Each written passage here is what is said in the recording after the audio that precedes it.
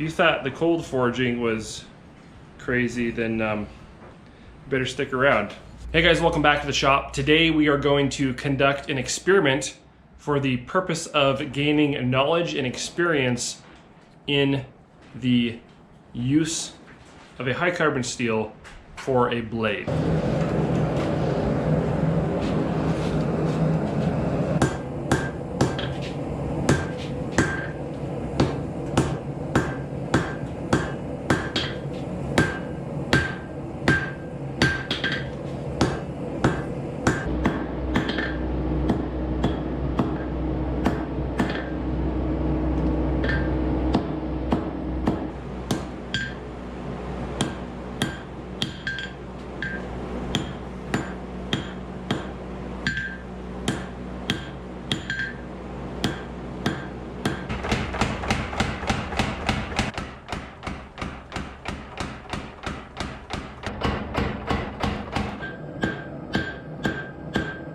All right, this is what it looks like cooled down out of the forge.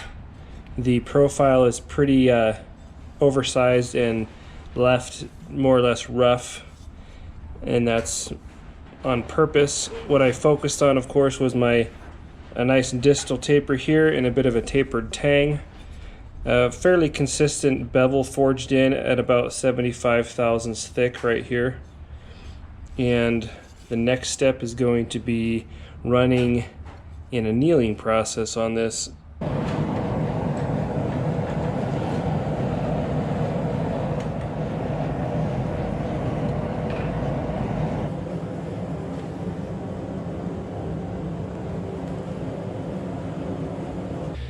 So it's been, I don't know, a couple of hours now, and the tang that's just barely sticking out, it's still too hot to, that's at least, I'm gonna guess 250 degrees, 200 degrees, probably 200 degrees. It's still too hot to touch.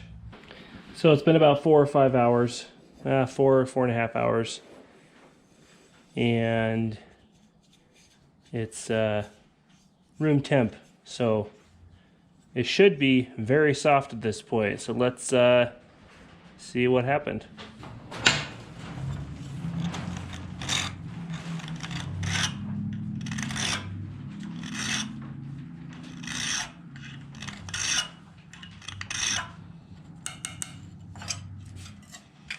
Pretty soft. All right, the next thing I'm gonna do is something I'm a little nervous about, and that is I'm gonna do some cold forging on the blade here. Now, I know some of you are already freaking out. This is akin to edge packing, which you've probably heard of before, and if you've done very much study, you've probably heard or read that that's just a complete myth. Edge packing is just an old wives' tale. The claim with edge packing is that it enhances the steel, and that's a pretty vague statement, and that's on purpose because there's not really any specifics, scientific proof or data as to what edge packing technically does. But that's involved at the end of the forging process where you have a low red heat or down even to a black heat, and you're tapping that edge, forging that edge lightly into the lower heats. And you'll hear things that, oh, that compresses the steel more, or something along those lines, makes it harder, makes it stronger, makes it hold an edge better, all these things. And then you read plenty of literature that says none of those things are true, that doesn't work that way, and edge packing is just a complete farce. Now, some of those things are true on both sides. It does not compress the steel, and this cold forging that I'm going to attempt is not going to compress the steel. Steel is a combination of iron atoms and carbon atoms in its simplest form. And there's no molecules involved here. The carbon atoms fit in between iron atoms within the matrix of the steel, which creates tension, and that is what gives the steel its strength, which differentiates it from iron, which does not have the carbon and therefore doesn't have that tension, and therefore does not have the same level of hardness that steel is capable of. To a point, the more carbon you add, the more tension you can create within that matrix and give yourself more strength or hardness, not to be confused with toughness. That's a different quality altogether and sort of opposed to hardness or strength. What edge packing or cold forging actually does, so far as I am aware to this point with my research, is it creates what's known as dislocations within the steel, and that allows the grain to be refined. My point here is that grain refinement can be done in two different ways. And the most common, and that's why I bring it up, the most common is through phase change.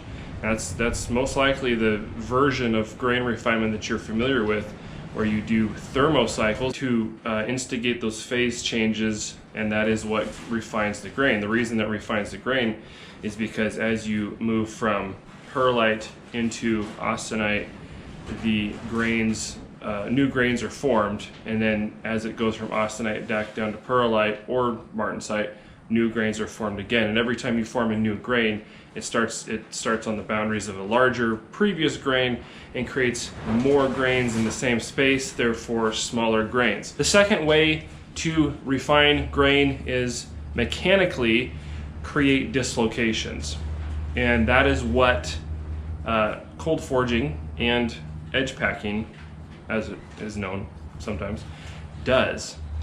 So dislocations are not imperfections or cracks or damage in the steel. They are natural. It's basically, you have a grain of steel, it can go so far, and it's actually a good thing.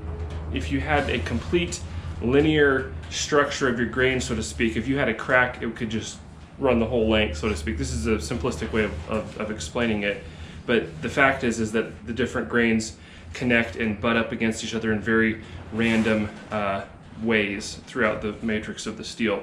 So far as I can explain it, that is where dislocations come in. If you're creating dislocations, upon bringing that steel up to austenite, it gives all of those dislocation sites, those are new grain structure sites, what I'm trying to say. It gives the steel an opportunity to create new grains in all of these dislocated areas. And so it still requires that you heat the steel up. So anyway, you can look up dislocations. It's a known, documented metallurgical fact. And so far as I understand it, that is the reason that cold forging followed by heating up to austenite to then quench it, or edge packing, which is also followed by heating up to austenite to then quench it, does in fact enhance or refine the grain structure of your steel.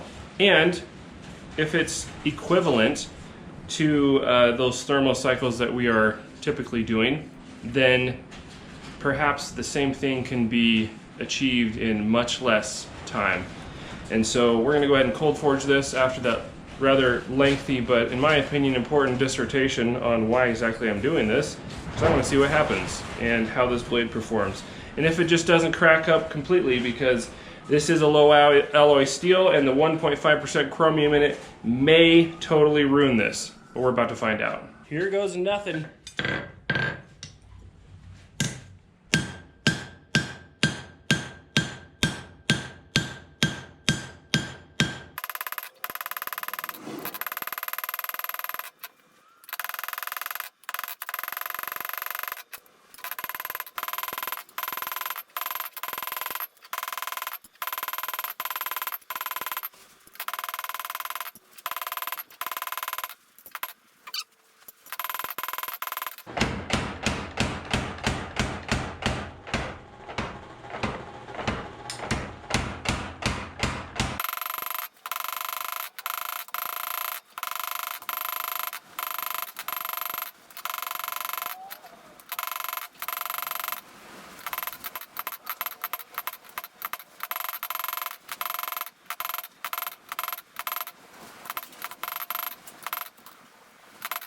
Okay, so as I mentioned, it was the edge here was forged to about 75 thousandths before or at the end of forging, and so you can kind of see what we have. So we it's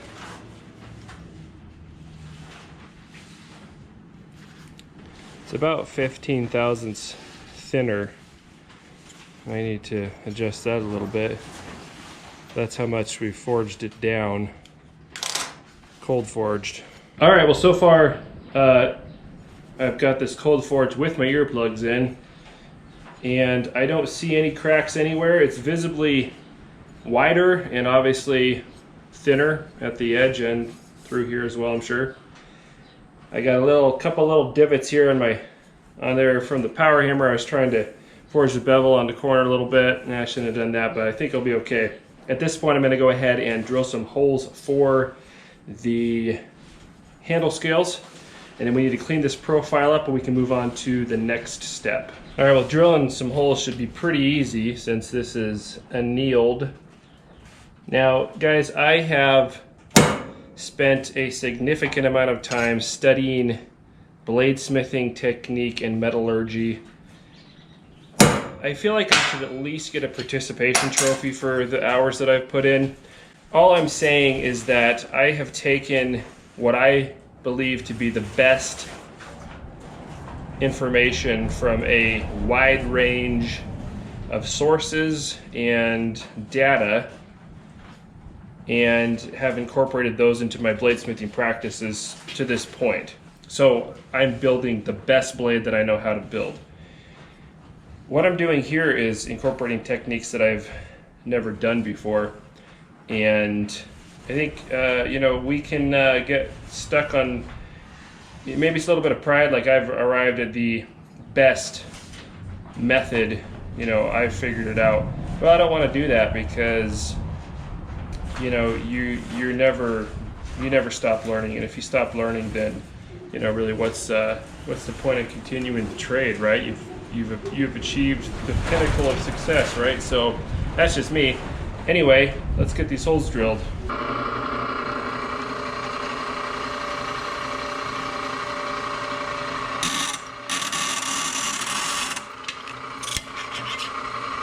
Had a little trouble getting through the steel, not much. The drill bit's nothing to write home about, but you heard that little squeak. Even though this is soft, it's you know, it's got that lamellar pearlitic structure, so bands of cementite through there. Give you a little bit of issues, but I'm excited to see what happens after we move on to the next step. But I just wanted to say the purpose of this is we're going to let the results speak for themselves. We're going to see what can be done here, how this works, and how the blade actually works if we make it through to the end. Because if you thought the cold forging was crazy, then better stick around.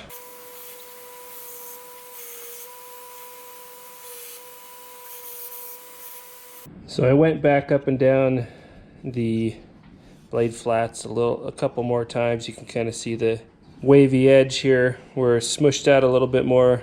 Had a couple spots I needed to adjust the thickness on, and just went over it all a couple more times a little bit. All right, so I've got some leftover ITC 100 refractory cement, I guess it is, high temp. I don't know if this is really the best thing to use for this. It probably isn't, but it's what I have readily to hand, so it's what I'm going to use. And I've added some water to it already, and I want to mix up a very thin slurry. Hopefully you can hear me over the wind. So I'm just going to try to get this on there. Yeah, there's a lot of lumps in there still. That's no good.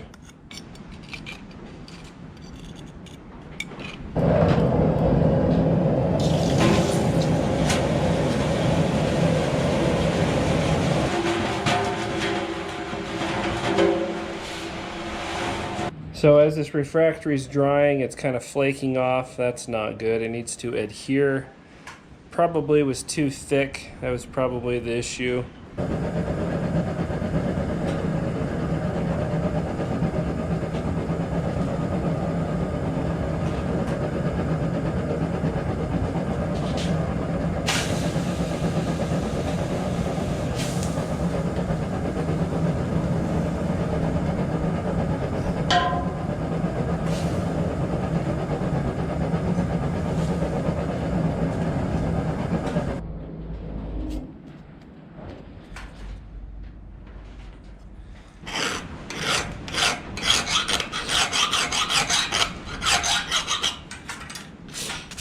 Hardening up nicely.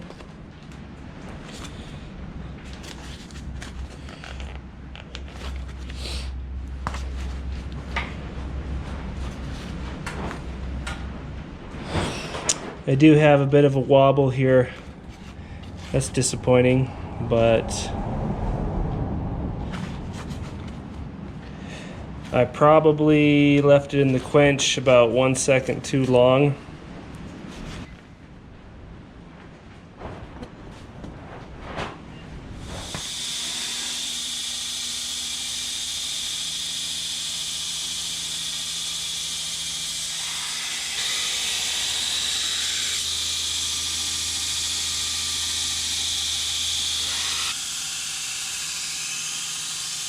All right, there it is. I was able to get the wobble out of the edge in the grinding, and the spine is still a little, it'll be okay. So, full flat grind is down, just down to 120 grit.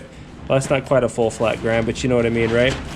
And we're at 20 thousandths on the edge here, and I'm gonna put a nice bevel, what am I trying to say, convex edge on this, and then buff it out for a nice razor sharp edge, and we're gonna do some testing. All right, there's our convex bevel here.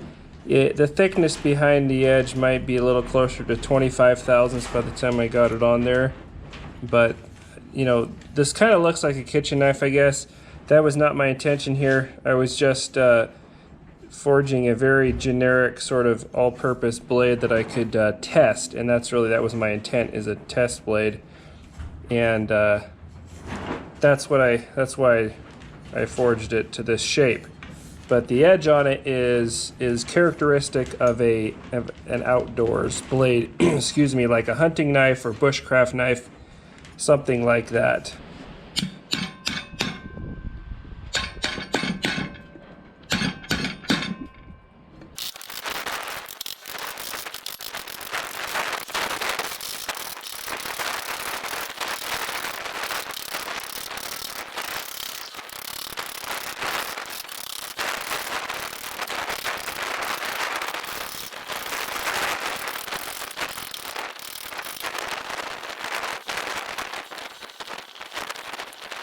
So examining the edge, there is no detectable edge deformation on here at all. And does it still shave? Did it still shave?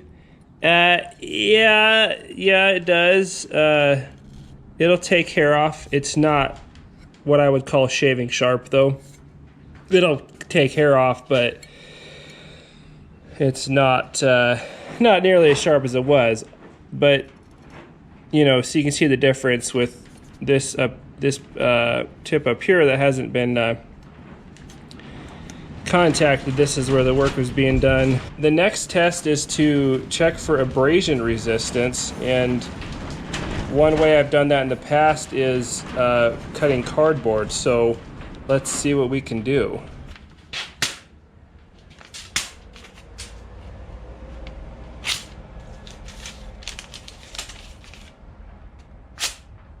Okay, so I think it's been something like a couple of years since I've done any cardboard cutting tests, and I think that was back even before I'd optimized my 52100 steel heat treat that I've been using for the last couple of years.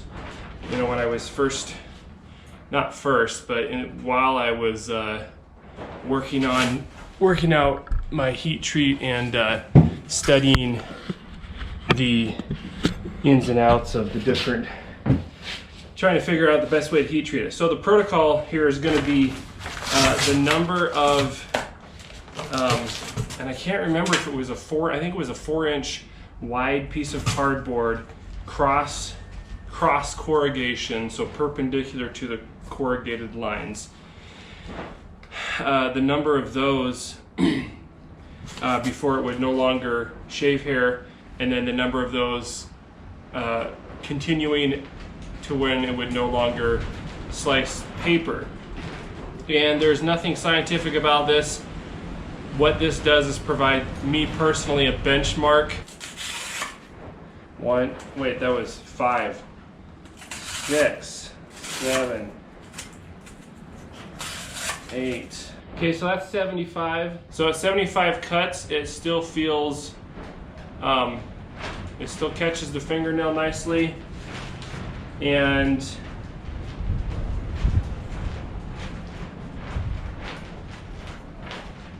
it still takes hair off.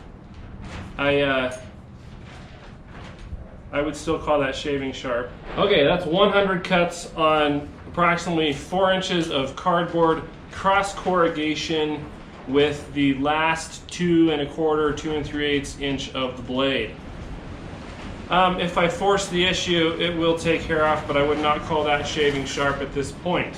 Okay, after 150 cuts, it's starting to struggle to get through the cardboard. Yeah, I'm starting to see a very thin, bright line, which tells me the edge is going. All right, well, I'm starting to draw some conclusions on this steel. I do need to go back and look at my other video to see how many pieces of cardboard I was able to cut with my other 52-100 blade.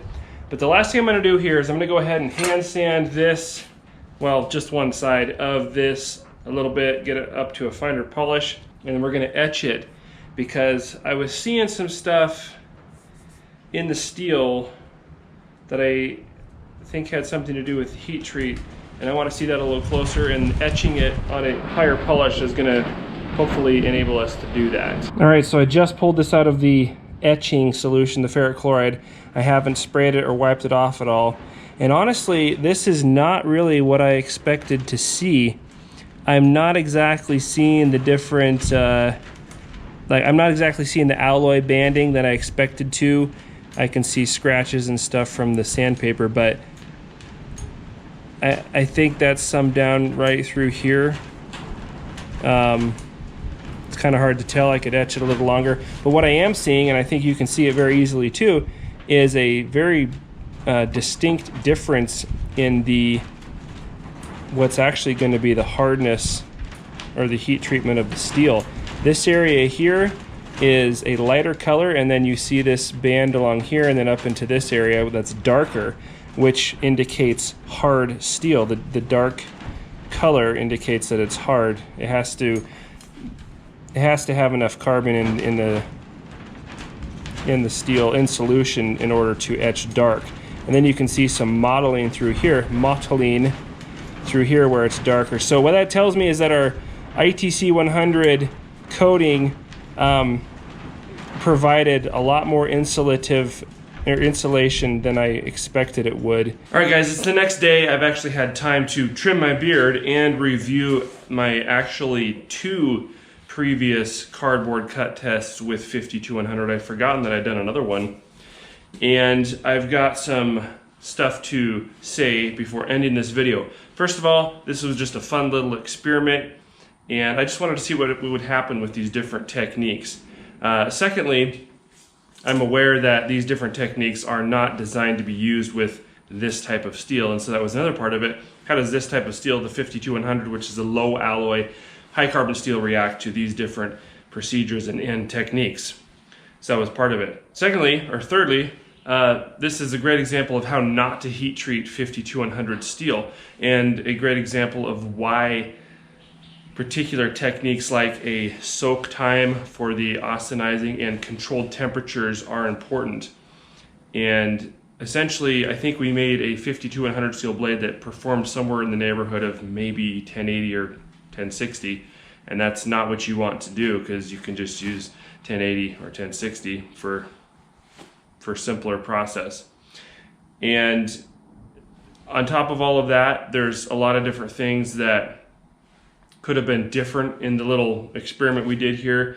You know, going back and looking at the footage, I think my austenizing temperature might have been too hot. And there again is where, you know, you're trying to overcome the pearlitic structure of that annealed steel to get enough carbon into solution. But then if you go too far, you've put too much in, and then you can end up with retained austenite, which actually leads to a softer, less abrasion resistant blade.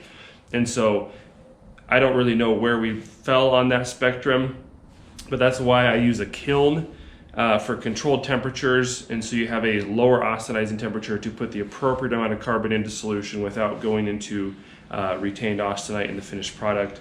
And so there's all these different variables. The end result being that this blade on the abrasion resistant test way underperformed what I've previously gotten out of 50 to 100. And so like I say, I was able to go back and watch both of those videos. And that tells me that the carbon in this steel was not appropriately handled with this heat treat, because it provides an abrasion resistance that is better than a lot of carbon steels, but only if it's heat treated properly. So I guess the overall overarching lesson here is, once again, you can take a good piece of steel, heat treat it poorly, and get a poor knife. It's impossible to get a poor piece of steel and make a really great knife out of it though. So start with a good piece of steel, heat treat it properly, and that's where you're gonna get your best results.